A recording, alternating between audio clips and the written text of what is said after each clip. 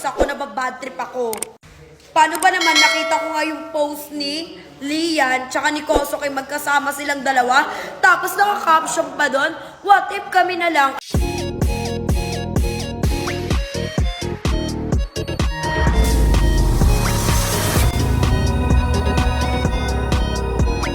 So yun guys, gabing-gabi na nga at anong oras na madaling araw na pala, naiinis ako, nababad trip ako.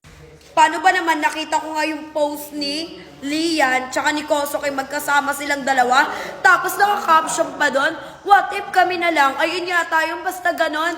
Nakita ko ngayon dito si Lian. Gusto ko siya harapin pupuksain ko lang naman siyang babae na siya. Kasi pinayagan na nga silang mag-TikTok na dalawa, okay na nga sa akin, tapos yung caption niya ganun pa. Hoy, Diyos ko, yan talaga ang hirap sa mga kaibigan na babae. Akala mo talaga tunay silang kaibigan. Tapos pag nakatalikod ka, may ginagawa pala silang kababalaghan. Hoy, di pwede yun, no? Hoy, tigil-tigilan mo ako sa pagsasalamin mo dyan. Nagpapaganda ako kay Kosoke. Hoy, hoy, huwag ka nang lalapit sa akin pag may kailangan ka, ha? Tigil-tigilan mo ako sa eksena mo. Talaga, kasi kami na ni Kosoke lagi yung mag-video.